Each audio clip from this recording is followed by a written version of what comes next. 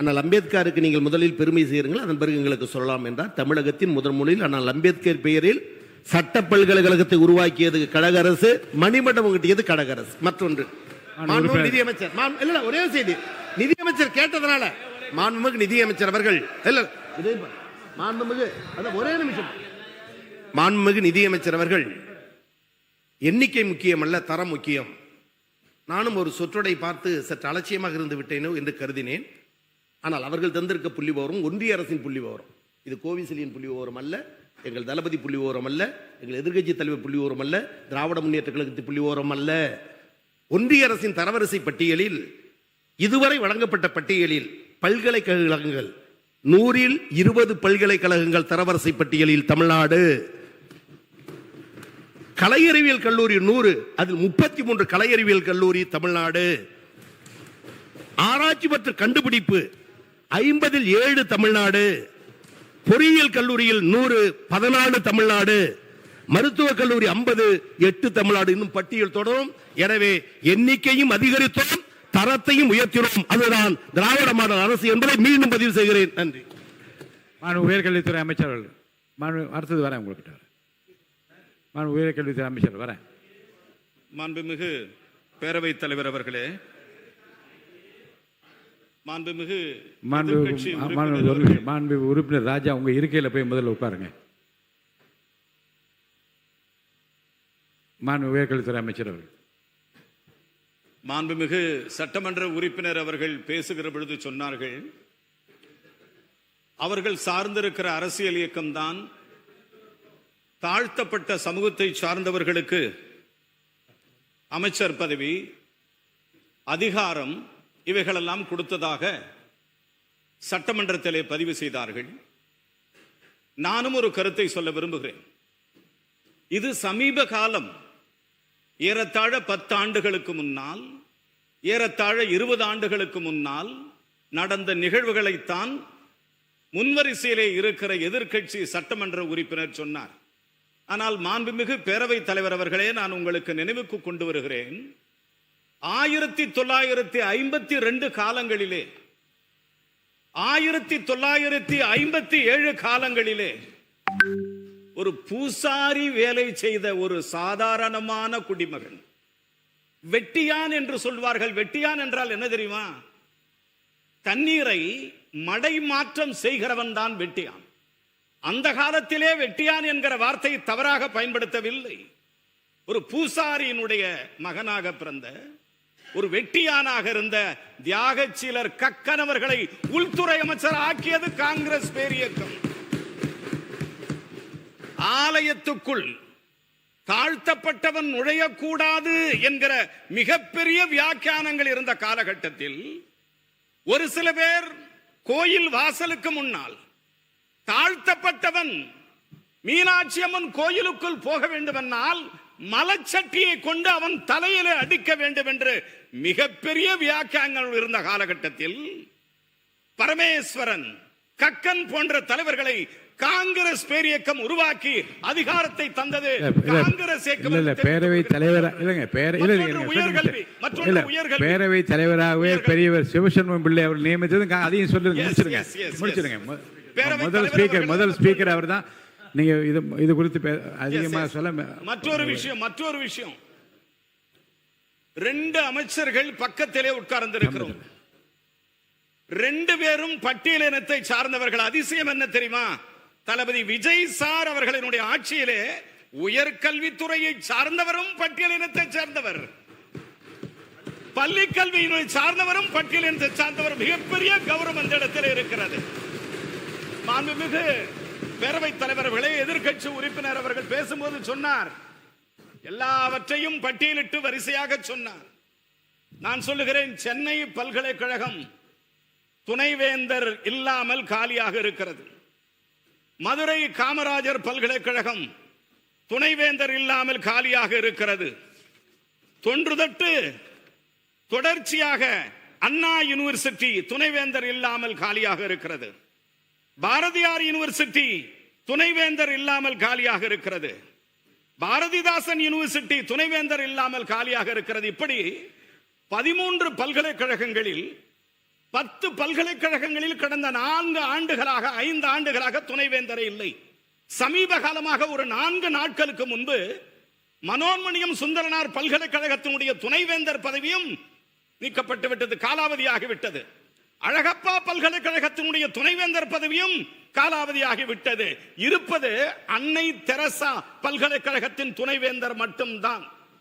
நான் கேட்கிறேன், நீங்கள் ஏதோ இந்த நாட்டிற்காக போராடியவர் போலவும், நீங்கள் ஏதோ இந்த சமூக புரட்சிக்காக வித்திட்டவர் போலவும்,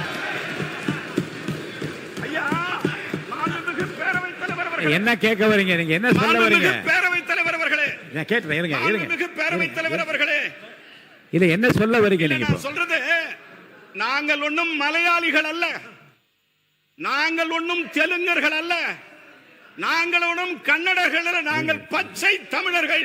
தமிழர்கள் முதலமைச்சர் தலைமையிலே கேட்கிறேன். இருங்க, என்ன சொல்ல வரீங்க? பல்கலைக்கழகங்கள், இந்த பல்கலைக்கழகம் துணைவேந்தர் இல்லாம இருக்கிறது, ரிஜிஸ்டர்ஸ் இல்லாம இருக்கிறது, கண்ட்ரோலர் ஆஃப் எக்ஸாமினேஷன் இல்லாமல் இருக்கிறது.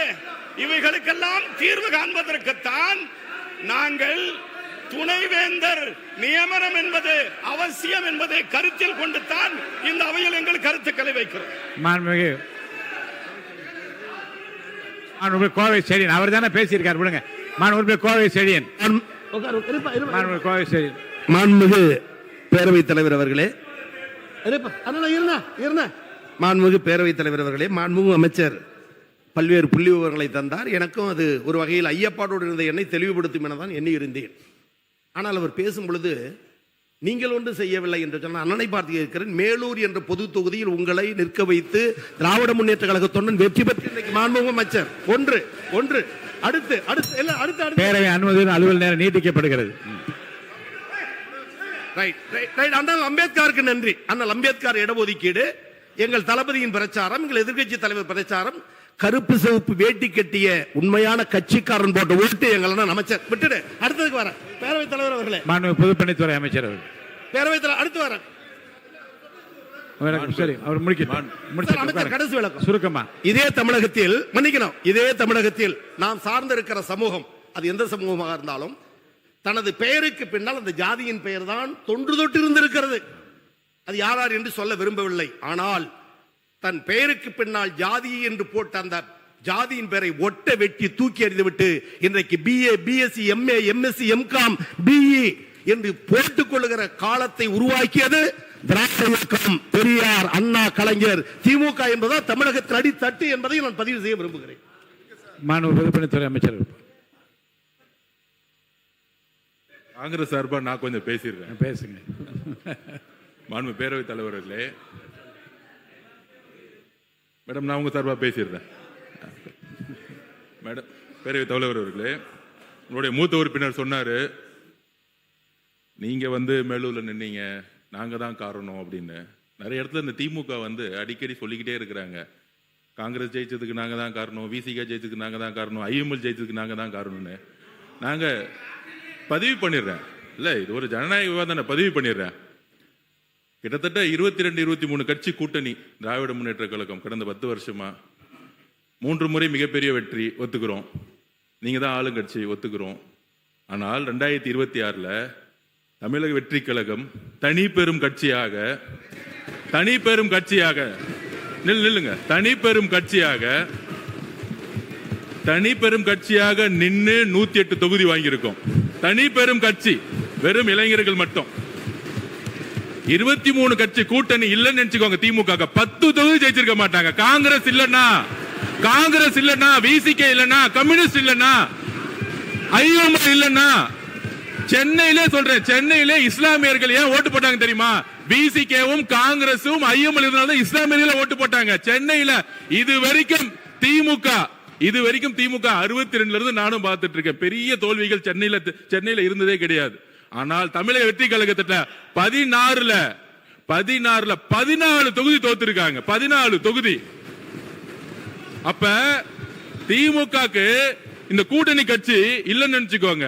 கூட்டணி கட்சி கிட்ட 15% வரும். அந்த 15% இல்லன்னு நினைச்சுக்கோங்க. சென்னையில அந்த 2 தொகுதி கூட ஜெயிச்சிருக்க முடியாது. தமிழ்நாட்டில் 10 தொகுதி ஜெயிச்சிருக்க முடியாது. நீங்க இன்னைக்கு எதிர்க்கட்சியா உட்கார்ந்து காரணம் காங்கிரஸ், நீங்க எதிர்க்கட்சியா உட்கார்ந்து காரணம் கம்யூனிஸ்ட், நீங்க எதிர்க்கட்சியா உட்கார்ந்து காரணம் ஐஎம்எல், நீங்க எதிர்க்கட்சியா உட்கார்ந்து காரணம் விசிகே, நீங்க எதிர்க்கட்சியா உட்கார்ந்து காரணம் கூட்டணி. இத ஞாபகம் வச்சுக்கோங்க.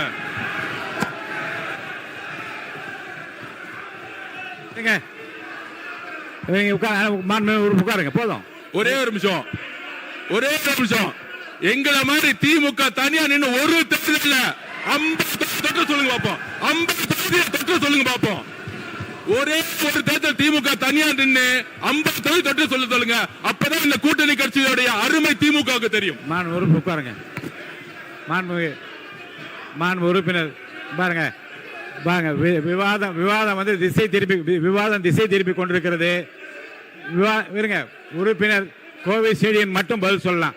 உறுப்பினர் கோவை செடியன் மட்டும் அனுமதி, அவர் மட்டும் பதில் சொல்லலாம். மற்ற உட்காருங்க. இனி இந்த விவாதத்துக்கு புள்ளி வைக்க விரும்புகிறேன். உறுப்பினர் கோவை செடியன் பதில் சொன்ன அடுத்த கட்டத்துக்கு போக வேண்டும். உட்காருங்க, அவர் மட்டும் தான் பேசணும். மாண்புமிகு பேரவைத் தலைவர் அவர்களே, நீங்கள் எல்லாம் வெற்றி பெற்றதற்கு எதிர்க்கட்சியில் இருப்பதற்கு நாங்கள் தான் காரணம் என்கிறார். நான் ஒன்றை சொல்ல விரும்புகிறேன்.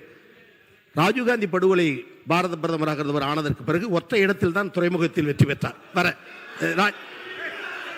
ராஜீவ்காந்தி தான் சொல்ல, ராஜீவ்காந்தி படுகொலையான பொழுது ஒற்றை இடத்தில் தான் ஜெயித்தார், துறைமுகத்தில். வேடிக்கையான சொல்லுவார், கடலாடி வருவாய் என காத்திருந்தேன் வரவில்லையே தம்பி என்று சொல். அது ஆக அதையும் ராஜினாமா செய்தார். வெறும் பூஜ்ஜியம் திராவிட முன்னேற்ற கழகம், பூஜ்ஜியத்திலிருந்து இந்த தமிழகத்தை ராஜ்யமாக ஆண்ட இயக்கம் திராவிட முன்னேற்ற கழகம். வெற்றி தோல்வி வரும் போகும், அது நிரந்தரம் அல்ல. அதற்காக விடாப்பிடியாக பேசுவது என்பது நியாயமும் அல்ல, முறையும் அல்ல. எதையும் எதிர்கொள்ள திமுக தயார்.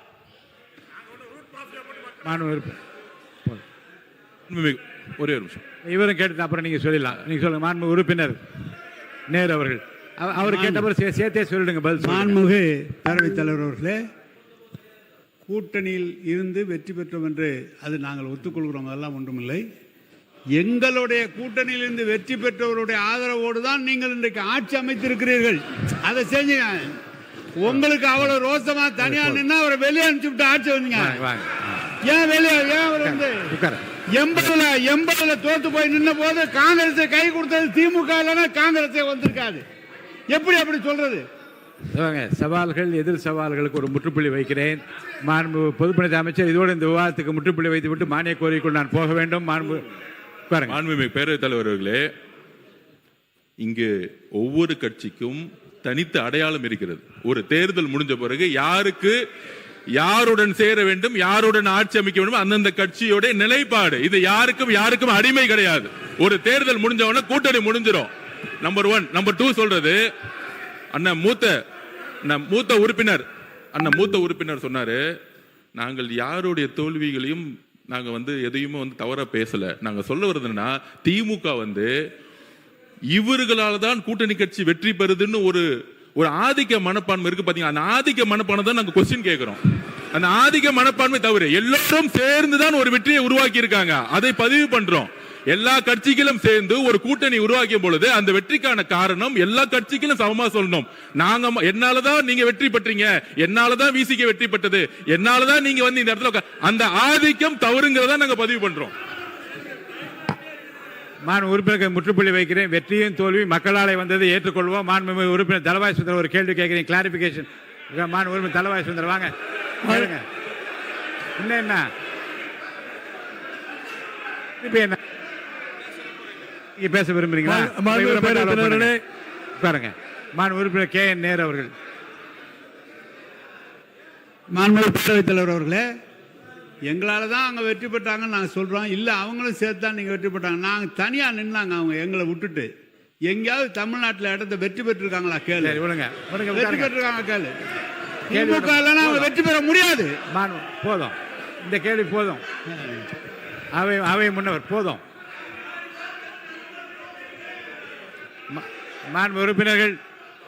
உறுப்பினர்கள் இது போதும் என்று நினைக்கிறேன். அவை முன்னவர் மாண்பு பேரவைத் தலைவர் அவர்கள், அவை முன்னவர் விவாதம் மானிய கோரியை விட்டு பேச வேண்டிய நேரத்தை மாறி மாறி அரசியல் பேசிக் கொண்டிருக்கிறோம். நான் பேசுறேன். அதனாலதான் இல்லை. ஆகவே நான் ஒன்றை சொல்ல விரும்புகிறேன். 97 பேர் வச்சுட்டு ஒரு ஆட்சி, அவங்களுடைய சப்போர்ட் நீங்க பண்ணிட்டு இருந்தீங்க. அவங்களுக்கு ஏதாவது ஹெல்ப் பண்ணீங்களா 2006?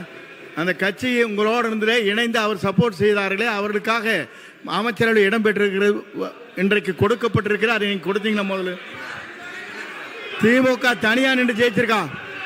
இல்ல திமுக தனியா நின்று ஜெயிச்சிருக்கா?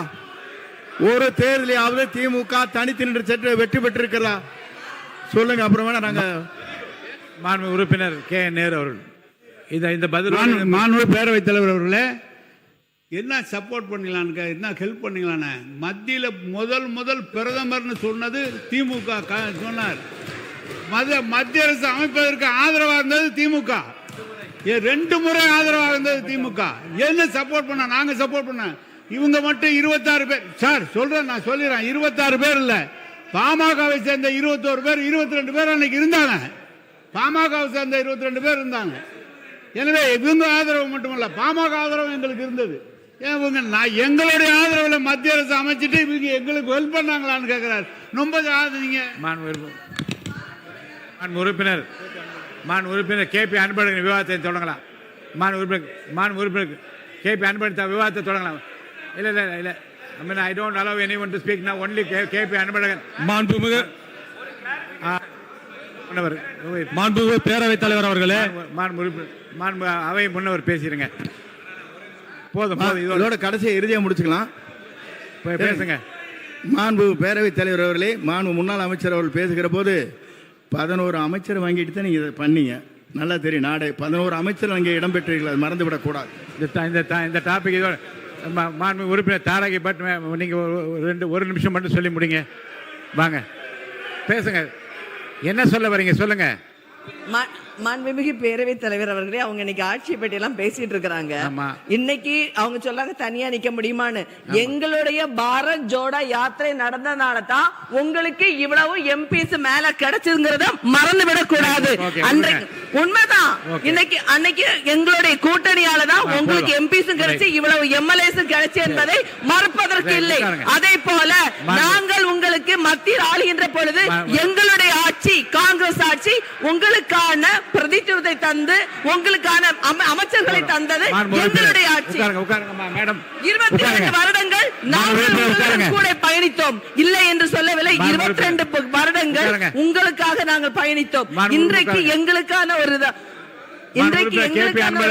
பொழுது நாங்கள் அவர்களுக்கு சப்போர்ட் செய்து கொண்டிருக்கிறதை மறந்துவிடக் கூடாது. நாங்கள் ஒன்றும் உறுப்பினர் கேபி அன்பழகன் மட்டும் பேசுங்க. உட்காருங்க. உறுப்பினர் கேபி அன்பழகன் நீங்க பேச தொடங்கலாம். உட்காருங்க. இல்ல மற்றவங்களாம் உட்காருங்க. பாருங்க, நீண்ட விளக்கமும் மாண்பு உறுப்பினர் கேபி அன்பழகன் மற்றவங்க உட்கார் போதும். நல்ல இரு தரப்பும் உங்களுடைய கருத்துக்களை எல்லாம் நீங்க சொல்லிவிட்டீர்கள். உட்காருங்க. அவங்களுக்கு மேட்டத்துக்கா உறுப்பினர் அவங்களுக்கா? சரி உட்காருங்க. எல்லாம் உட்காருங்க. இல்ல உருங்க. உட்காருங்க. மாண்புமிகு பேரவைத் தலைவர் அவர்களே, சட்டமன்ற காங்கிரஸ் கட்சி தலைவர் அவங்க உறுப்பினருக்கு வாய்ப்பளித்த ஒரே நிமிஷம் மட்டும் பதில் சொல்லிட்டு உறுப்பினர் அன்பழகன் மட்டும் தான் பேசுவார். உட்காருங்க. சொல்லுங்க. உறுப்பினர் அவங்க தமிழ்நாட்டில் மட்டும் யாத்திரை போகல, இந்தியா பூரா யாத்திரை போனாங்க. இந்தியா பூரா போது 40 இடம், தமிழ்நாட்டில் மட்டும் 10 இடம் உங்களுக்கு கொடுத்துருக்கோம், ஜெயிக்க வச்சிருக்கோம். போதும். நீங்க ஒண்ணு சொல்லுங்க. போதும். தமிழ்நாட்டில் மட்டும் நீங்க பெற்றது கூட ஊரு பூரா 2 இடம் பெற்ற கூட 10 இடம் கொடுத்தது காங்கிரஸுக்கு. நாங்க அதை பார்த்து கேபி அன்பழகன் பேசலாம். நீங்க